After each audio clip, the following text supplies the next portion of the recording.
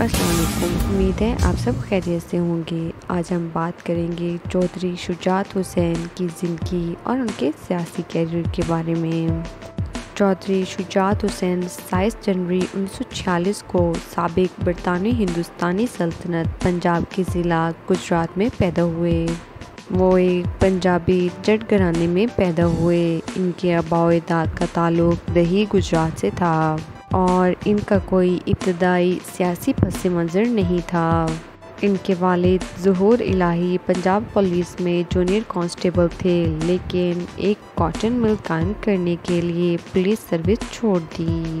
ان کے خاندان نے تقسیم ہند کے نتیجے میں ایک کاٹن مل کھو دی، لیکن 1947 میں قیام پاکستان کے بعد گجرات میں مل دوبارہ قائم کی۔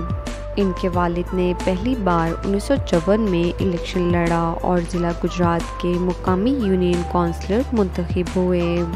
گجرات کے سرکاری اسکولوں میں تعلیم حاصل کرنے کے بعد حسین نے میٹرک کیا اور فورمن کرسچن کالج یونیورسٹی میں داخلہ لیا۔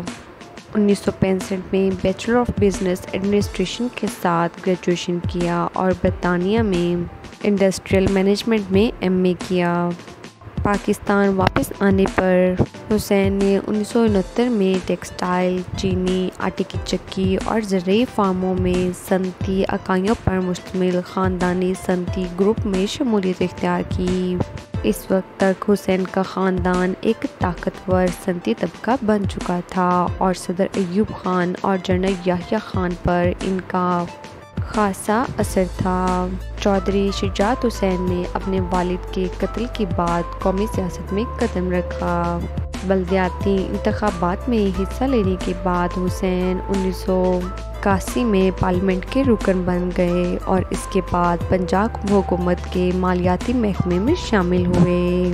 انہوں نے 1985 کے عام انتخابات میں بلا تفریق حصہ لیا اور کامیابی سے مہم چلائی اور پی ایم ایل کے ساتھ تعلقات برقرار رکھے۔ گجرات سے عام انتخابات میں ان کا مقابلہ قومی اسمبلی اور صوبائی پنجاب اسمبلی کے دونوں نشستوں پر مشتمل تھا۔ انتخابات کے بعد انہوں نے اپنی پنجاب اسمبلی کی نشست قومی اسمبلی کی نشست کے حق میں خالی کر دی۔ وہ ضیاء الحق کی اسلامی حکومت میں ایک اہم پاور بروکر بن گیا۔ حسین کو جنرل ضیاء کی معاشی پالیسیوں سے فائدہ ہوا۔ حسین نے صنعتی فارموں اور ملوں میں سرمایہ کاری کی، کراچی اسٹاک ایکسچینج میں اسٹاک خریدے جس سے انہیں فائدہ ہوا۔ 1985 کے عام انتخابات میں حصہ لینے کے بعد حسین وزیر اعظم محمد خان جنیجو کی حکومت میں بطور وزیر صنعت شامل ہوئے اور 1986 میں وزارت اطلاعات اور ماس میڈیا براڈ کاسٹنگ کا اضافی قلمدان سنبھالا۔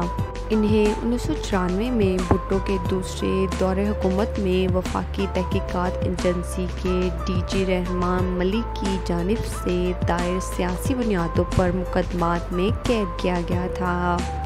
حسین دائیں بازو کے اتحاد اسلامک ڈیموکریٹک کے سرکردہ رکن تھے۔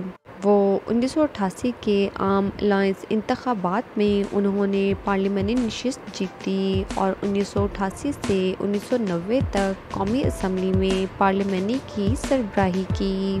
انہوں نے قومی اسمبلی میں پاکستان مسلم لیگ نون کے پارلیمانی پارٹی لیڈر کے طور پر بھی کام کیا۔ 1990 کے انتخابات اور 1997 کے انتخابات کے بعد چودھری شجاعت نے وزارت داخلہ کے عہدے پر فائز رہے۔ وہ وزیر اعظم نواز شریف کی اعلیٰ سطحی کابینہ کے ممبر تھے، جنہوں نے شجاعت کو 1997 سے 1999 تک پنجاب میں مسلم لیگ نون کا صدر مقرر کیا تھا۔ 1998 میں حسین کے تعلقات کارگل جنگ کے دوران انتہائی دشمنی کا شکار ہو گئے اور یہ دعویٰ کیا گیا کہ شریف کو chief of army staff general Pervez Musharraf نے 6 بار بریفنگ دی تھی۔ اس کے برعکس شریف نے دعویٰ کیا تھا کہ اسے علم نہیں ہے۔ بغاوت کے بعد حسین نے پاکستان مسلم لیگ میں شمولیت اختیار نہیں کی، جو مسلم لیگ سے الگ ہونے والا گروپ ہے۔ 2001 میں حسین نے مسلم لیگ کو چھوڑنے کا فیصلہ کیا جب شریف کو 2000 میں سعودی عرب جلا وطن کر دیا گیا اور 2002 کے عام انتخابات میں مسلم لیگ کے پلیٹ فارم سے گجرات سے الیکشن لڑا۔ ابتدائی طور پر حسین قومی اسمبلی میں پارلیمانی پارٹی کے رہنما بنے، لیکن پارٹی کی صدارت اس وقت سنبھالی جب پارٹی کے بانی میاں محمد اظہر نے پارٹی سے استعفیٰ دے دیا۔ جنوری 2003 کو شجاعت کو پارٹی کونونوشن میں میاں محمد اظہر کے بعد پارٹی کی صدارت کے لیے نامزد کیا گیا اور پارٹی کی صدارت سنبھالی۔ چودھری شجاعت حسین نے اپنے تاحیات دوست رفیع اللہ خان جمالی کو ملک کا پہلا بلوچ وزیر اعظم مقرر کرنے کی حمایت کی۔ اس سے قبل انہوں نے شوکت عزیز کو قومی سیاست میں لانے میں بھی کردار ادا کیا تھا، تاہم 2004 میں جمالی نے استعفیٰ دے دیا۔ انہوں نے کہا کہ فوج اور ISI صرف اس وقت تک آپ کے ساتھ دیں گے اور آپ کے ساتھ جائیں گے جب تک کہ کافی لوگ آپ کے ساتھ ہیں، اور فوجی اس گھوڑے کی مانند ہے جو آپ کو صرف لے جاتا ہے جب تک آپ کی ٹانگوں میں طاقت ہے۔ جمالی کے استعفے کے بعد شجاعت حسین نے وزیر خزانہ شوکت عزیز کو وزارت عظمیٰ کے لیے نامزد کیا۔ شجاعت عارضی طور پر وزیر اعظم بن گئے کیونکہ عزیز وزیر اعظم منتخب نہیں ہو سکتے کیونکہ وہ سینٹ کے رکن تھے۔